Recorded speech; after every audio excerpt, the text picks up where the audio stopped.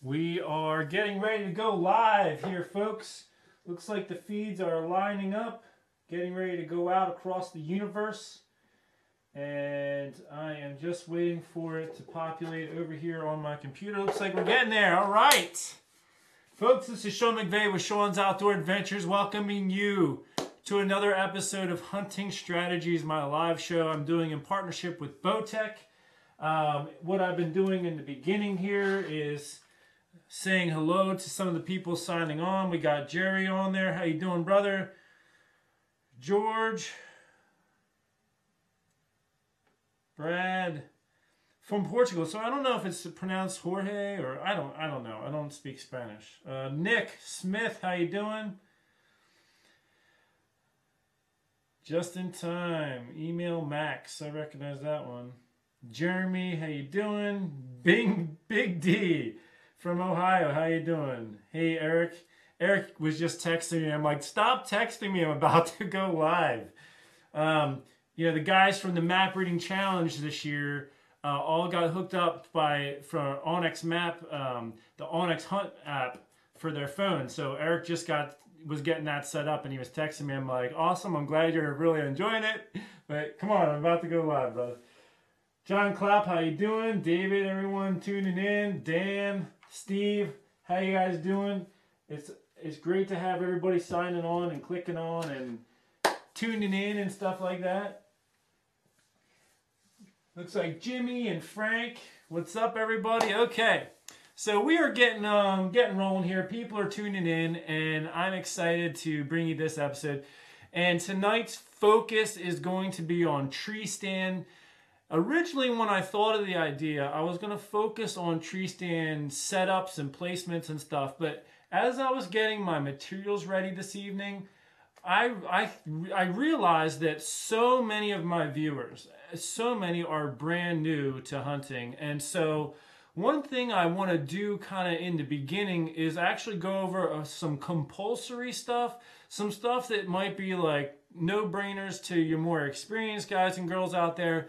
But some of the newer people might really benefit just from a few of the ideas I want to present. So how I'm going to do this is I've actually got some tree stands cluttering up my room over here so I can hold them up and give some manual physical examples. I'm also going to use my whiteboard to draw out some examples. A bunch of people are still signing on.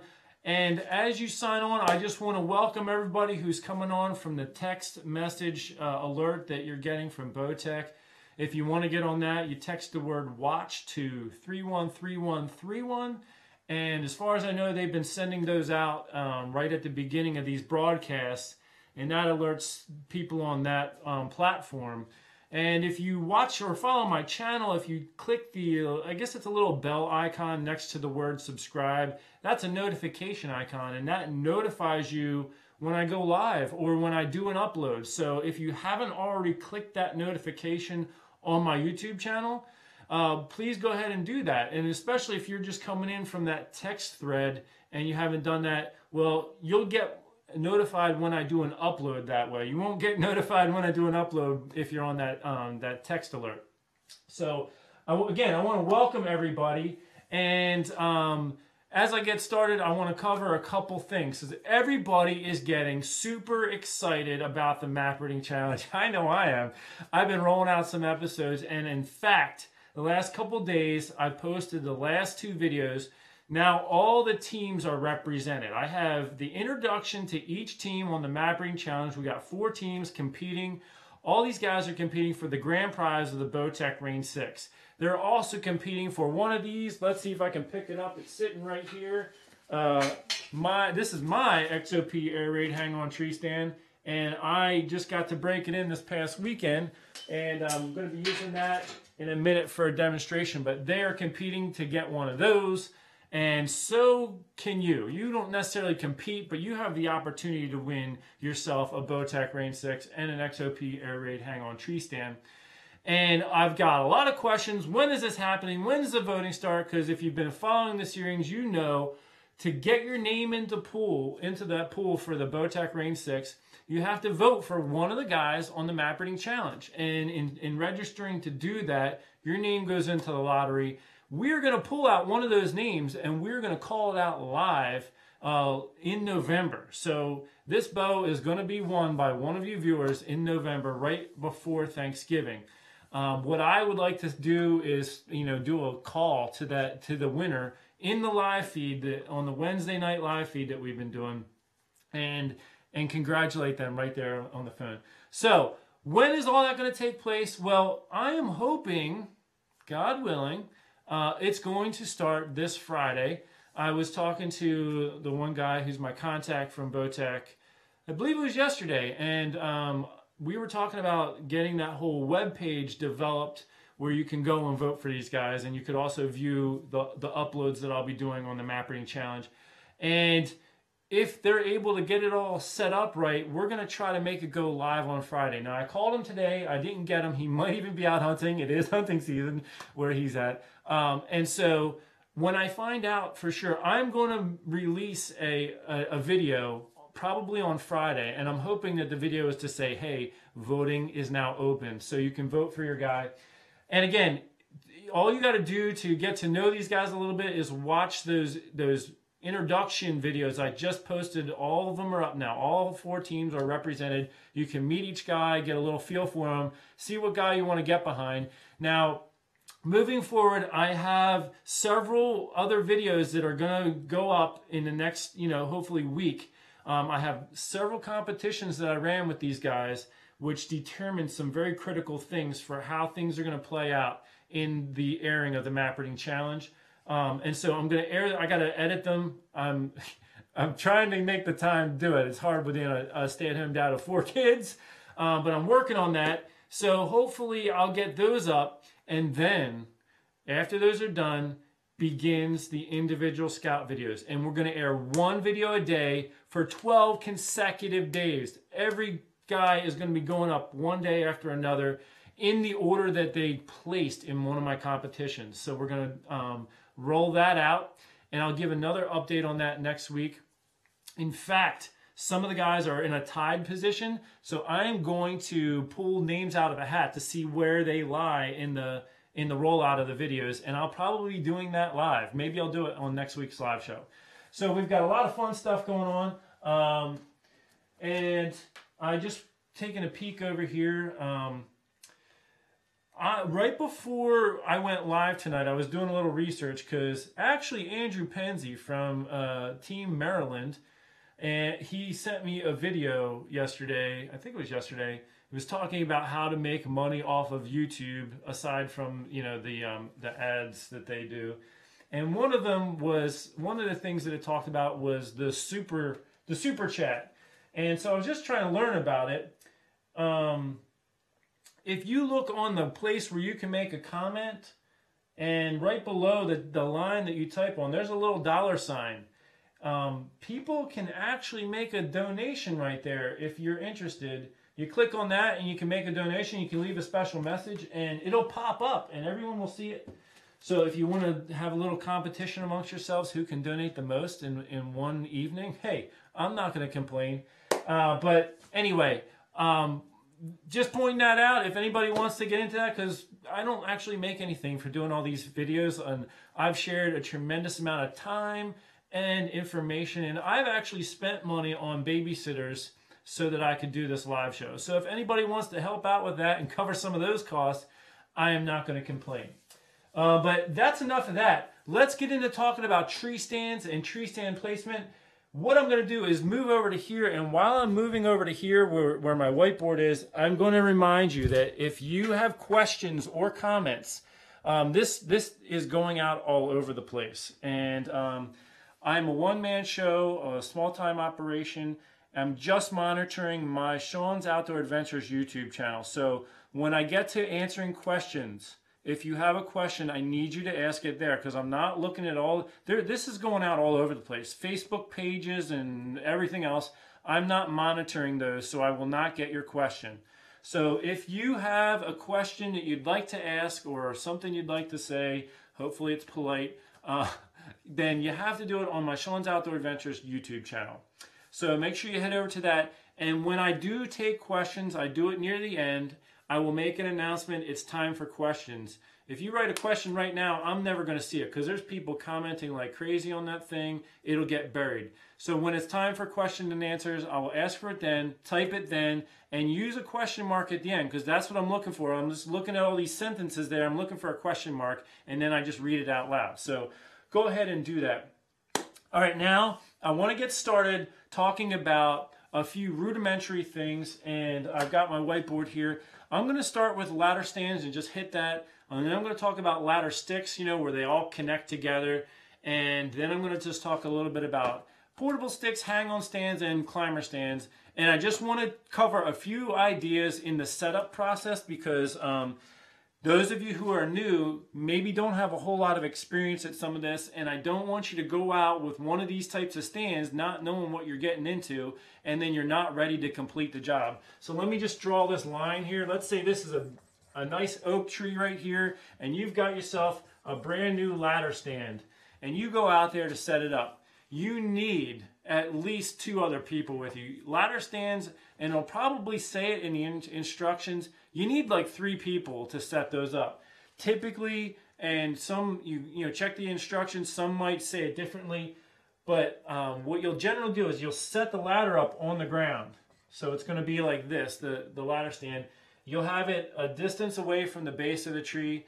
Depending on how tall it is will also depend partly on how far away from the base of the tree. And then what you guys are going to do is pick it up, and you're going to walk this way, and as you're walking this way, you're tilting it up into the air, so it's going to end up on the tree. Now here's a couple things I just want you to think about when you're setting a ladder stand. And I'm going to use the red marker here just to help draw a distinction. If you set the bottom and it's too far away from the base of the tree, I mean, your platform, for one thing, is going to be on a bad angle. But a lot of these constructions may not be able to handle your weight if there's too much of a bow when you're going up here. So this could bow down while you're going up, and it could even break. So that is a caution I want to make when you're setting up a ladder stand. If you lean it on the tree and it's not in this position here, you guys need to pick it up and walk the base a little bit in. You don't want to be too far either, because then you're not going to have, it's going to be very difficult to climb. So you got to get a little bit of an angle when you're setting up a climber, and you need a couple people. I just want to mention that because, again, there could be some viewers who are watching right now who are new to hunting. They just ordered themselves a brand new ladder stand. They're all excited to set it up, and they're not even familiar with it. And there's going to probably be some other assemblage a lot of times with the platforms. So I just wanted to mention that. And I just want to get through this real quick and get to some of the more strategic stuff for actual hunting, but I just want to throw a few ideas out for people's safety. Okay, so the next thing is you have ladder sticks. So it's pieces that stick together and they go on the tree. You're going to benefit by a couple people because you can help hold them steady. And a lot of times, depending on the way the tree is, you can't just like put one on and then strap it to the tree and then take another and put it on and strap it to the tree and take another, because sometimes they won't fit together, especially when the straps on them might be pulled too tightly to the tree, and it might cause an angle that you can't slide this one on. So a lot of times what I do, and again, it's best if you have somebody helping you, there is a little bit of like a, let's just say it's like a V-shaped thing that's going to go against the tree. Let's say it's you're looking straight down from the top of the tree to the ground. It's going to lean against the tree right there, and then your strap is going to go around the whole unit. What I like to do, and again, you should double check with your instructions. A lot of times the instructions say they want you to assemble it and then walk it up, but it's really hard to balance it when you do that, in my opinion. What I like to do is I take the top ladder stick, so the stick that's going to be the highest on the tree, and I will lean it against a tree. I'll have all of my sticks lined up, and this V shape is right on the tree. I'll then slide it up, and I'll put the next one in. And if you have another person there that can help hold on, that's really important. Then we'll slide that up, and we'll put the next one in, and then the next one. And we basically actually slide it up the tree, and having 1 or 2 people helping you keep it all steady is best. The reason I started doing that way is because one time we tried to walk it up like the other thing, and we couldn't hold it. You know, just we lost it. I don't remember if it was a windy day, and one of the because of the weight of one, it bent the connection, and so it was a cheaper brand, but hey, that's what happened. So ever since then, I started to walk them up the tree. Now, once they're on the tree, this is the important part. You let's say the ladders are, there's like a little connector there, the little V shape. Let's say you have a 20-foot ladder right here, and you've got your buddy holding it, and you got the strap around the tree. You get the bottom one strapped on, and here's what I recommend. A lot of them come with these types of straps, where it's just a strap, and you feed the other end in, and just like this. Let me just try to get this in there. My ending on this one's a tiny bit frayed, so it's not going through real smoothly. Imagine if I was hanging on a tree trying to do it. Okay, so it slides in, and then you just pull it as tight as you can, like that, and then it holds itself. I do not recommend, even if this is what it comes with, I don't recommend using these. Here is why. I've been in situations where even after the stick is all set up and you come back another day, those can loosen up a little bit. Even if you're pulling on them as tight as you can, it sometimes isn't even tight enough. That stick can still move. I recommend that you get yourself enough ratchet straps that you have at least one ratchet strap on each climbing stick. You put this around, and with the ratchet, you can make that as tight as you can, and it's not going anywhere. Obviously, you don't want to over-tighten it. Depending on the construction, you don't want to cause bending or breaking within the construction of it, but you want it really firm so like it doesn't move on the tree. And that's going to be really helpful and important. So if you're standing at the base and your buddy's holding the ladder, you ratchet that first one on, you get your lineman belt off, you just take one step on so you can reach up to the next one, ratchet that one on, you ratchet your whole way up. And that's just something for you to consider. Those of you who have experience of it, maybe you've already experienced some of those things. I just want to mention it in case there's some new people out there. Here's an important thing I want to talk about real quick about the actual hang-on tree stand. So when you get to the top of your ladder, obviously you're going to put your tree stand on, and it's going to have a seat right there, and there's going to be a strap that goes around the tree. Most tree stands nowadays have two straps, and if you don't have a second strap, I'm going to encourage you to get one, and I want to talk about that right now. So I'm going to pick up my my Air Raid right here. This is an important thing I want to just mention because it can become a safety issue. So on this tree stand, this particular style has just a pull-tight cinch similar to what I was showing you for the ladder stick. It's not a ratchet strap. This actually works really well, and I like it. I don't feel the need to use a ratchet strap. This works well, but when you're setting up one of these, and I did a video on this the other day, you could always check that out on my channel. You put the top strap on, and then you actually stand up the platform, and you pull the top strap as tight as you can, and then you set the platform down. Now, this is the important thing I want to go over, especially if you don't have a bottom strap like this one actually comes with. When you step on this stand, it's going to really make it go flat. But when you're standing on the side of it, setting it up, you know, there might be, I'm just hitting the ceiling with this seat. Let me put that down. When it's like this, it might be up a little bit, even if you pushed it down. And when you put this strap on, if you are using a ratchet strap and you ratchet it too tight, it can cause it to go up like that as well. What you're creating is an unstable situation. So like when you're sitting down, it might actually come up a little bit because of the way you have your ratchet strap. And then when you go to stand up, it may move back down.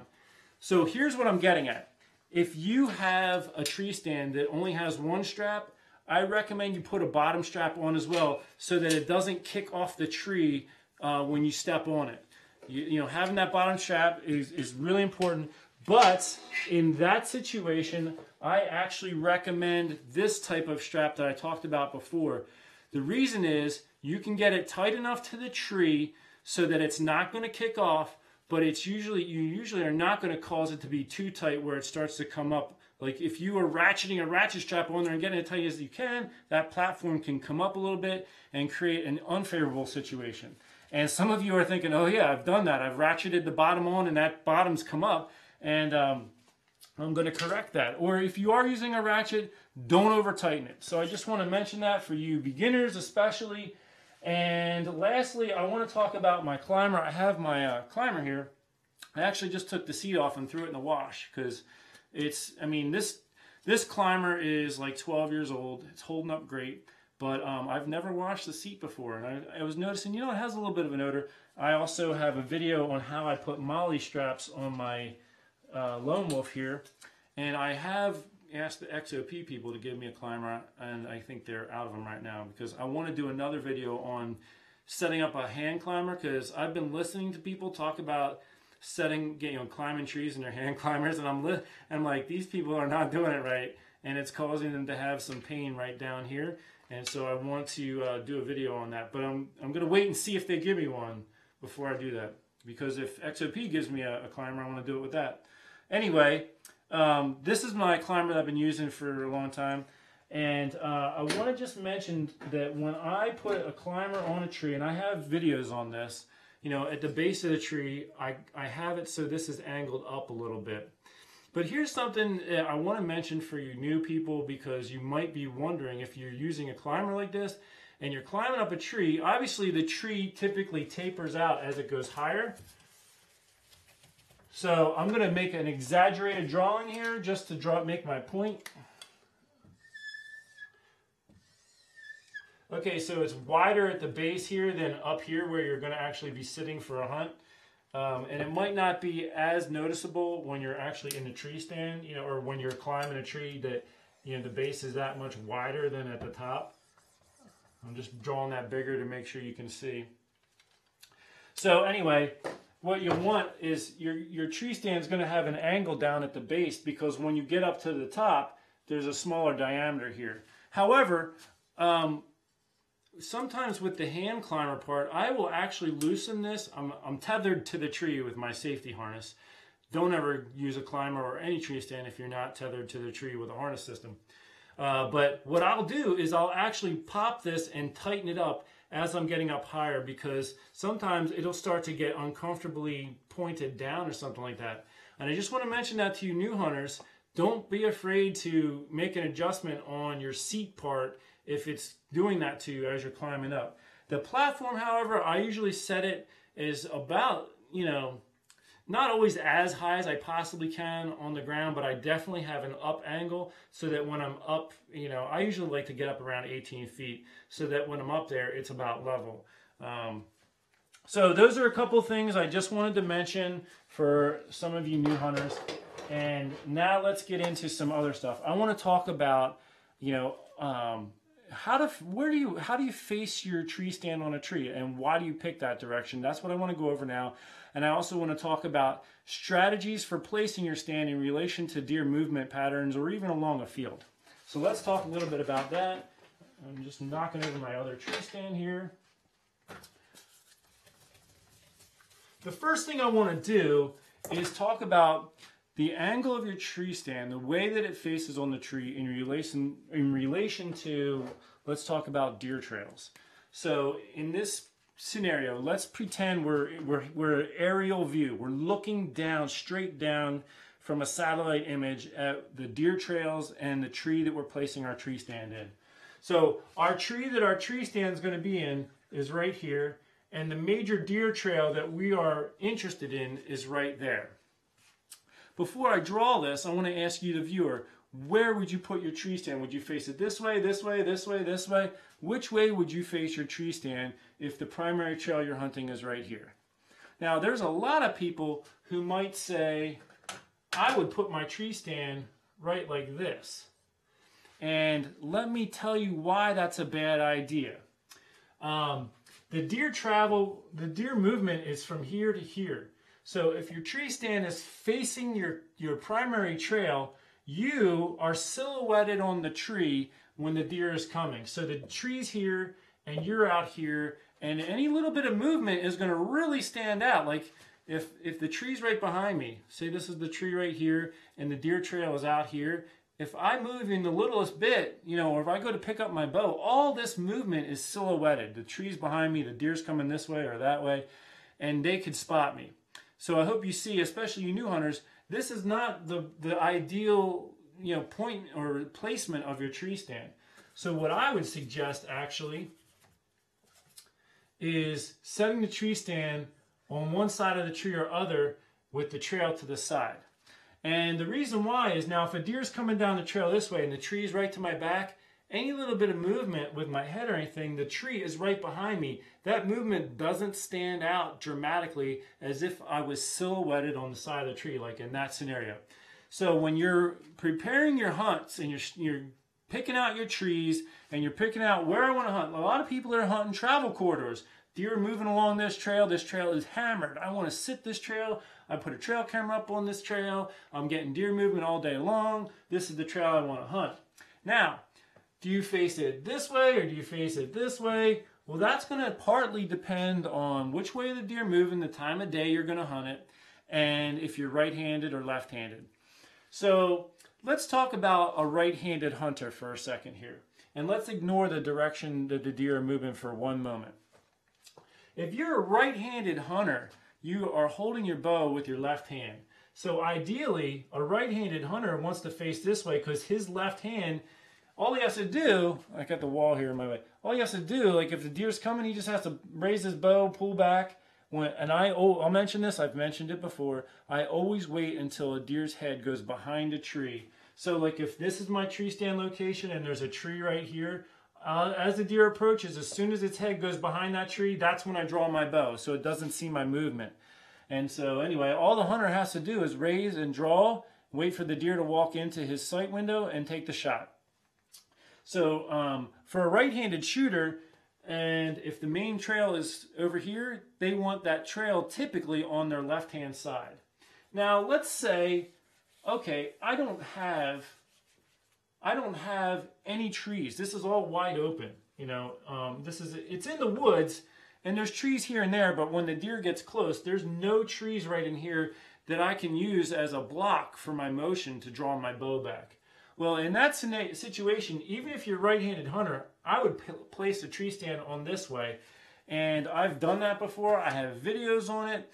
And I've had to turn all the way around in the tree stand to take the shot off of this side. But the deer never saw me because the tree is blocking my movement. And what I actually did, because I intentionally did that, this was actually one of my very first map reading challenges that I ever did. I believed that the deer were going to come this way in the morning. And so I set my tree stand facing the opposite direction, because if I was over here and I had to do any movement, the deer could see me real easily, and I didn't want to be spotted. So I had a fat tree, which helps, and the tree forked right up by where I was sitting. In those situations, you can sometimes look through the fork, but this fork was actually a little too wide and high. I still had to look around the tree. Anyway, it's getting to be daylight. It was a morning hunt. I stood up and I faced the direction that the deer were coming from, and I was watching, and I spotted the deer with plenty of time. I got my bow ready. I got my video camera ready, and I shot the deer. Successful hunt. And the tree was my shield. They couldn't see me moving. I had to take the video camera all the way around the tree, and I was moving all around to get the camera in position, and I left some of that footage in the video. Actually, if I think of it, I will put a link in the description section of this video after it's going to post after it's all done here, after the live show's over. And I'll try to remember to go back on there and put that in there.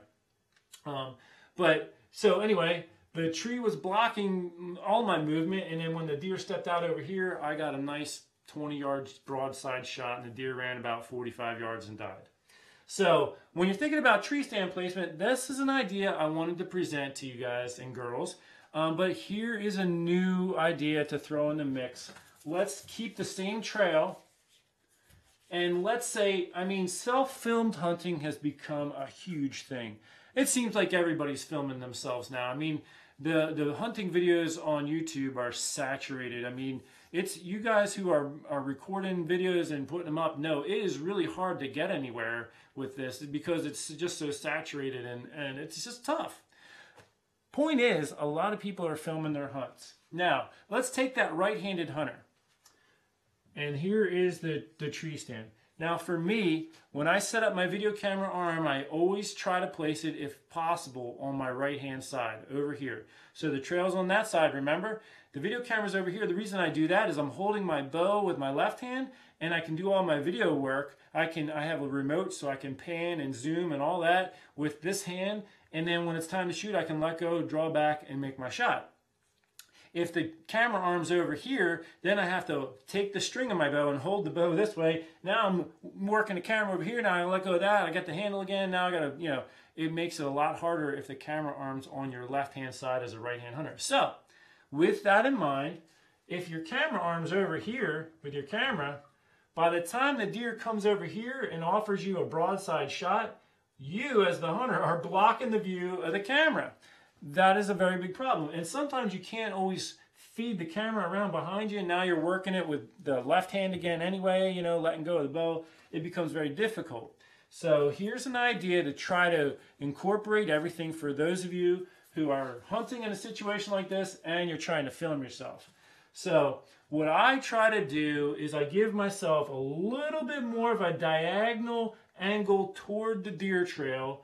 And that way my camera arm that's out here, okay, and I'm on the stand, when the deer is, let me just move this deer up a little bit. So if the deer is right here giving me the broadside shot I need, my camera can sometimes, if I have it all set up right, can still video the deer around me. I can take my shot and I can do all my video work still. My camera's here, I bring it out here. It's a little hard sometimes to see that flip open screen. You almost have to lean back a little bit to make sure, yeah, I got it in the right place. And I take my shot. So by angling the tree stand like on a 45 almost, I can still keep my body up against the tree enough to not be silhouetted and pull all this off. And you just have to, I mean, you have to, you know, play with it a little bit and get it just right. So, and here's another thing I want to mention when you're tree stand hunting. Every time I'm tree stand hunting, the very first is the second I see a deer, I stand up and I try to get in tight to the tree, just so I'm not silhouetted. And I also pick up my bow, obviously. Like I almost always am seated when I'm hunting. Very rarely do I stand up. I mean, I do, like if I'm hunting for 4 hours, I might be standing for about 15 minutes of that. And the reasons I do that is, one, I want to keep my muscles as rested as possible, and I want to minimize movement. And I find that if I'm standing, it's just too easy to move around if you're standing. If you're sitting there, you're not wiggling around on your legs or swaying. I mean, a lot of us tend to naturally sway a little bit when we're standing. Like if you pay attention, the next time you're standing somewhere, you're actually going to be swaying a little bit. It's very hard to remain perfectly motionless. You actually have to try to do it. If you're not trying to do it, you actually are moving a little bit.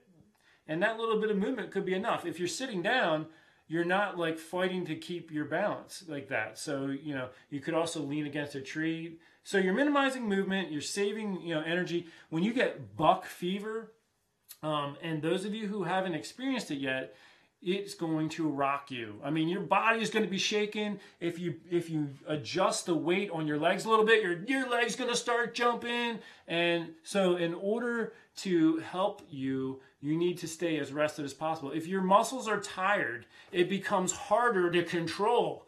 And so, again, I like to stay seated. When a deer's coming, let's say I see the deer out here, I'm going to stand up. I got my bow ready. I got the camera going.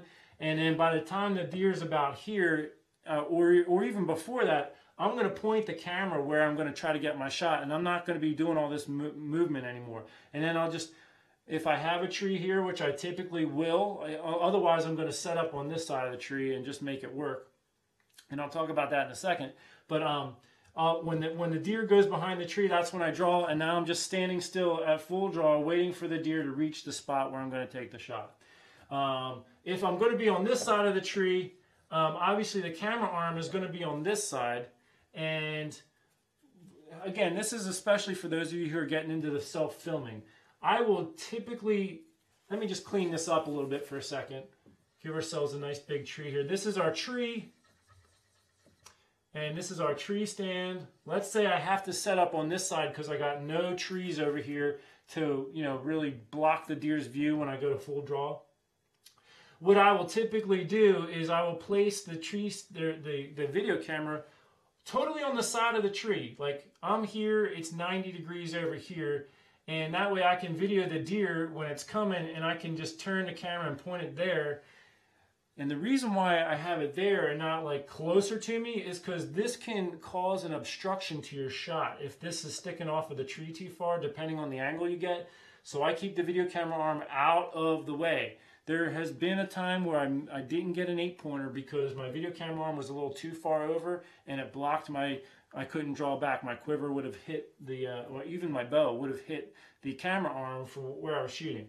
So in this situation, when the deer's like out here, I'm coming the full draw, you know, I might even angle my body so my bow's pointed this way, come the full draw, and as it's walking by, I will slowly follow it until it gets broadside. And that slow movement that I'm doing with the deer is usually, it's slow enough that they don't pick up on me. And so these are some ideas. Again, I threw in the filming stuff because there's a lot of people who are getting into that. And those of you who have tried it know it is very difficult. Self-filming is not an easy thing, especially if you're trying to capture it on a video camera, on a standalone arm. Those of you who are thinking about getting into it, especially if you're new at hunting, you know, just be prepared to have things be made a lot more difficult if you're going to try to film, because it's not easy, folks. All right. I have something else I want to talk about now. I'll just draw a couple deer trails in red for a second here. Let's say these are 2 deer trails, and this is something I always look for when I'm hunting. So there are good deer trails, and then there's a lot of people who will just set up on a good deer trail, and that's not usually enough for me. I want to maximize my chances, and so I will usually, when I'm scouting, follow that good deer trail until it hits another good deer trail. There might be some faint deer trails here and there, but I want a highway intersecting with a highway. Think about car traffic. When you have 2 highways coming together, you got a ton of cars all the time. They got traffic lights there. If it's a major road, not a highway, they got traffic lights there. And then you think of like an old country road with an intersection, and you know, there could be a couple cars throughout the day here. Now think about deer movement volume. You know, especially if you're new to hunting, you want to maximize your chances. You want to be where most of the deer are going to be and try to get a shot at one of them. And so being in an intersection, like deer that are over here for whatever reason, and they want to get over here, well, they're going to be coming along this trail. And deer that are hanging out over here that eventually want to get over here, well, they're going to come along that trail. And this right here is the meeting point. So depending, let's say the wind's blowing the wrong way for you that day, the wind's coming this way, all the deer that would be coming from this way are winding you, but you still got a chance because you're hunting this intersection where they're meeting up right here. So I like to look for that. But again, where do you pick your tree stand location in relation to one of these? So you could pick a tree here, you could pick a tree here, you could pick a tree here, you could pick a tree here, here. I mean, there's trees all over you could pick. What is your preferred tree, and how do you set up on it? Well, for me personally, I like this tree and this tree the most, and I'm going to set up like I talked about, like this or like this. Because most of my movement is in this direction, and again, the tree. Now, let me just throw this in there too. You have to understand what I'm talking about, because I hunt almost entirely out of one of these, a climbing tree stand on public land. Where there are exceptions to this is those of you who have your own land can do whatever you want, and you can put up hang-ons and leave them there. You have no worries of someone taking them. You could set it up anywhere, and you could set your tree stand facing this way as long as you have cover. So let's say, I mean, you could have a cedar tree right here. You know, obviously the deer's not going to, if the deer's coming in this direction and there's a cedar tree right here, they're not going to see you silhouetted.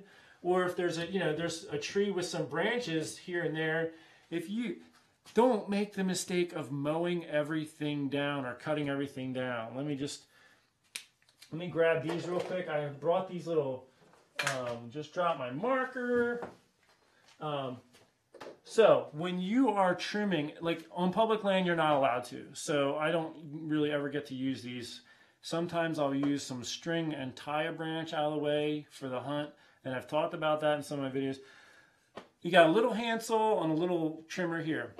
If you want to do any trimming, don't use any equipment bigger than this, because you don't want to be cutting. I mean, you know, there are people who cut entire trees down. There are people, let me put these down for a second. They'll go up and, oh, this tree's in my way, I'm cutting it down. Try to avoid that, in my opinion. If you can just trim a few of the little tiny branches off of that tree that are maybe blocking the view a little bit.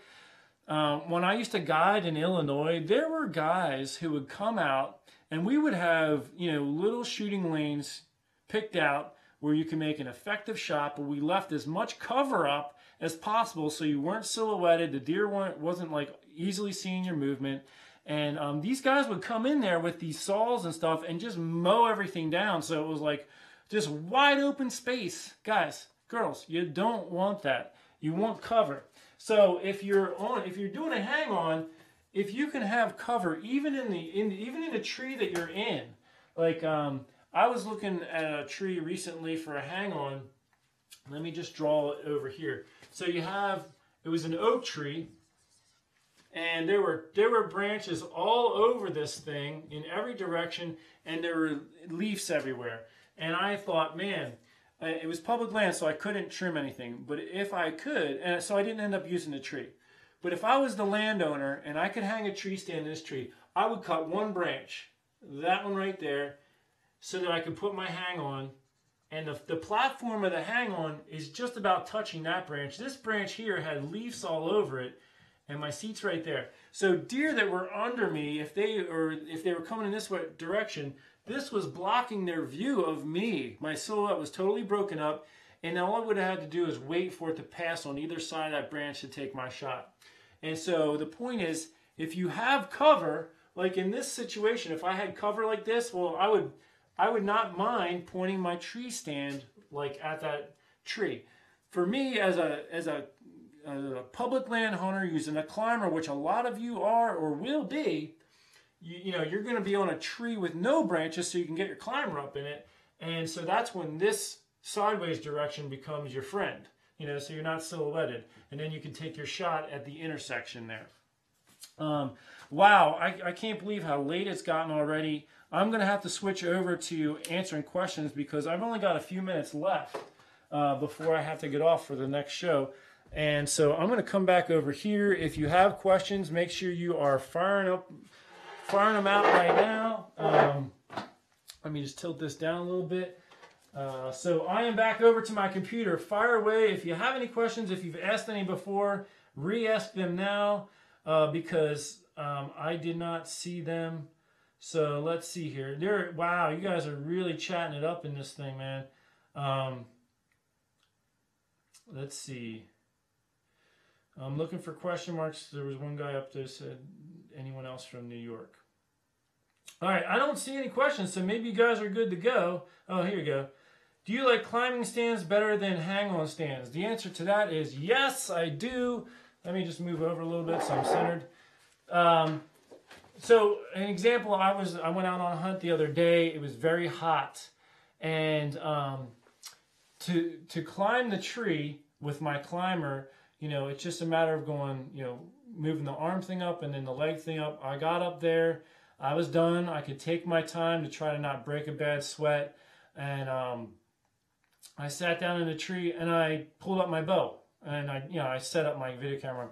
When you're using a hang-on, like for me, I have to be portable. So if I'm going to bring in the climbing sticks, it takes a little more energy to be, I mean, you got the lineman's belt, but you're still holding on to the tree. You're pulling each one as tight as you can. You go up to the next, you're pulling that tight. Now you're holding, you know, your hang-on stand, and you're putting that on, you're pulling that tight and all this. I just feel like it's a little more physically exerting to set up a hang-on stand than a climber. And because you're constantly doing all these, you know, pulling things tight, you got to get everything tight in order for it to be safe, you know.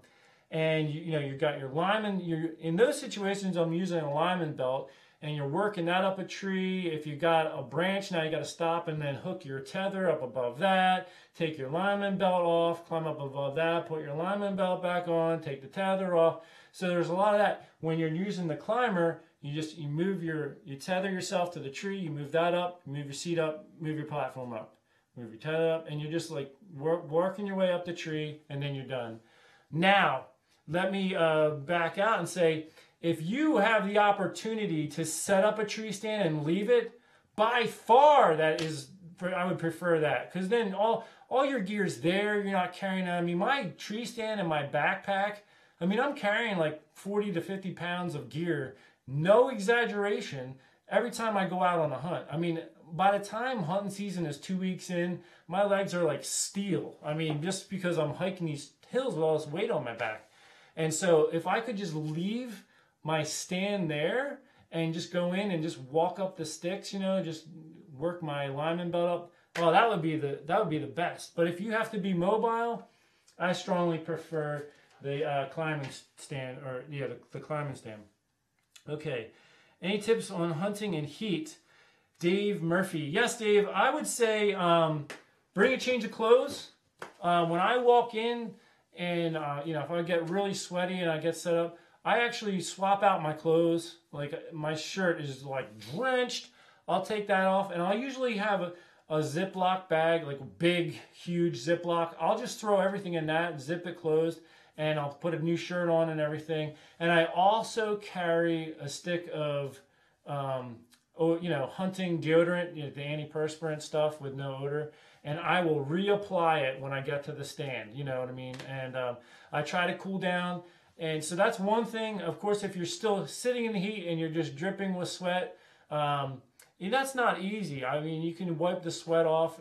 Sweat itself doesn't have odor. I talked about this in a video I recently did. It's the bacteria in your hair, and mainly like in areas that aren't going to get dried out easily. Like your head can dry out and then you're fine, but your armpits can be sweaty all day long and not dry out, and that's where your bacteria and your odors come from. So, I mean, trying to keep those reapplying the deodorant, you could even do that a couple times during the hunt if it's a long hunt. But those are some types of things you can do, swapping out the sweaty clothes for dry clothes. And if it's still just going to be, like, say, 90 degrees, just try to be still.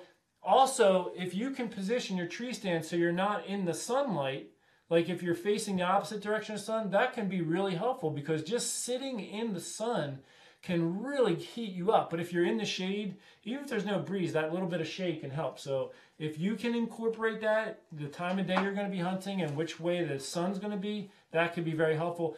Here's something I wanted to mention when I was over there and I'm not thinking of. Also be conscious of where your shadow is hitting. So if the deer are moving out here and the sun's behind you, well, you might think, oh, that's great. If they look this way, they're going to be blinded by the sun. But let's say they're not looking in your direction. You get up to grab your bow and stuff. They might see your shadow on the ground and get spooked.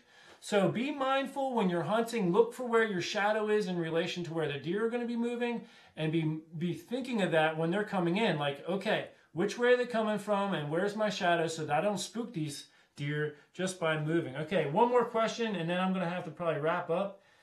Do you use flashlight to come into woods in the dark? Brad. Yes, Brad. I used to not, but now I've had a lot of encounters with black bears, and for where I hunt, it's a safety issue. You really need to have the light on, because if I used to walk up on deer sometimes, without the light, and then they would take off when I get close to them, or not. But from a safety perspective, you don't want to walk up on a bear and spook a bear, especially if it's a mother with cubs. And so I walk in with my light on, and I find that, now that I do that, I was always afraid of spooking deer, but I find that it doesn't really spook them as much, especially early in the season. But deer often don't associate danger with something with headlights. I mean, obviously they run from cars because, or they get hit by a car, but then they calm right back down. When a car goes by, they might get nervous if they're near the road, or they might not, but they calm back down. So actually, sometimes a flashlight is not not a big game changer or spooker. I mean, yeah, the game might be spooked because you're making a ton of noise, but I use it. I use it, and it's a safety thing for me now. Okay, guys, girls, everybody out there. I guess I'll take one last question, and then I got to stop. How do I find bucks in daylight? Well, that all depends. If you're hunting pressured land, it's very possible that the bucks will not be moving in daylight, and that's period, until the rut. And so if you want to find bucks in daylight, even if you're not hunting pressured land, it's possible that the deer might have a habit of only being nocturnal, or the bucks moving nocturnally in your area. You may need to wait for the rut and hope that they get up on their feet chasing does. And it's as simple as that. There's no guarantee that bucks will be on their feet in daylight. You know, you could run trail cameras everywhere, and everything you get is all nocturnal, and it could just be their pattern, and they might just be smart, or whatever. The other thing you could try doing, there's a lot of hunters that believe that the deer will get up and start milling around and moving within an hour of dark, even bucks, and they'll just stay close to their bedding area. So what you need to do in those scenarios is, one, you need to identify a buck's core bedding area, and two, in order to hunt that deer, you need to give yourself a few hours to stalk to a position where you can get a shot not far from his bedding area. This means, I mean, you might have to take an hour to move 40 yards and make no noise and have the wind in your favor. Bottom line is, it is not easy, and it's going to take work. So anyway, that's going to do it for me tonight. I got to close up shop here because we're getting right near the hour. And I want to thank everybody for tuning in. Every week I think like maybe I'll end in like a half hour, but it ends up going longer. So I guess I have more to say than I realize sometimes. So next week, I have not even picked a topic for next week yet, although somebody recently asked me to do a video on how I balance hunting and family life, you know, having all the kids. So maybe that'll be a part of the theme next week. There's a lot of you out there who have families, and that's a challenge this time of year, so that's an important topic that maybe I can touch on.